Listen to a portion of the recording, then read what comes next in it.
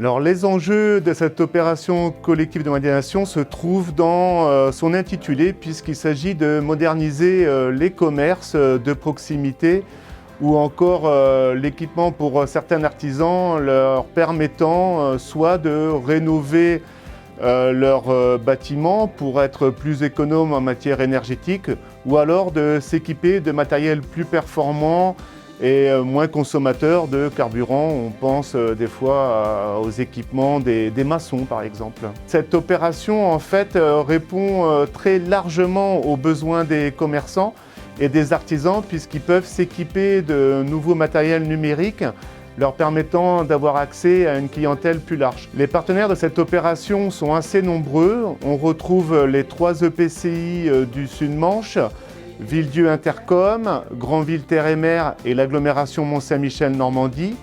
Ensuite viennent abonder à ce budget le département de la Manche, la région Normandie.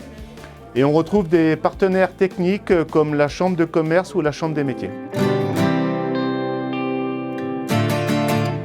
Il faut être inscrit au répertoire des métiers et au registre du commerce.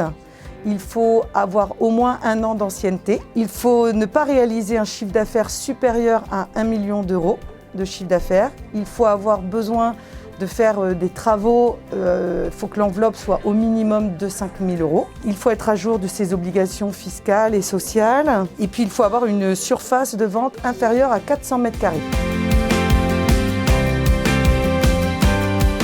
Alors il faut déjà passer par la communauté d'agglomération, par le service économique. Nous avons 2 personnes qui sont dédiées à accueillir en fait les porteurs de projets. Donc Nicolas Mariou et Virginie Rousse, ce sont les 2 personnes qui vont rencontrer les professionnels, qui vont aller visiter le lieu, voir quel type de travaux. Ça permet déjà de faire une présélection pour savoir en fait si effectivement ils rentrent dans le dispositif, si les travaux qu'ils ont à faire rentrent aussi dans le dispositif. Tous les travaux ne rentrent pas dedans. Ensuite, ce dossier-là est déposé au PETR et c'est avec le PETR que nous réalisons un comité où nous allons déterminer si le porteur de projet peut bénéficier de cette subvention. Ce dispositif est très bénéfique pour l'économie locale puisque régulièrement les entreprises font travailler d'autres entreprises. Nous sommes dans une spirale où voilà, on est dans le développement et aujourd'hui, avec l'importance de la relance économique, il faut absolument valoriser ce dispositif-là. Alors moi, l'aide m'a permis de réaliser des travaux à l'étage au magasin parce que j'avais besoin d'isolation, placo, d'électricité. Tout était resté en l'état comme quand je suis arrivée ici il y a 6 ans et demi. Donc quand il y a 6 ans et demi, quand je suis arrivée, on n'a fait que le rez-de-chaussée pour pouvoir lancer mon activité. Et donc là, il était temps de faire des travaux à l'étage parce que niveau énergétique, c'était une très grosse perte.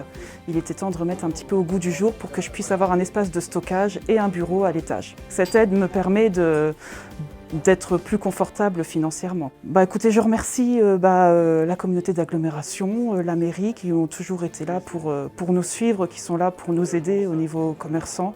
Donc je les remercie bien parce que moi, c'est vrai qu'ils ont toujours été à mes côtés depuis le début de cette aventure.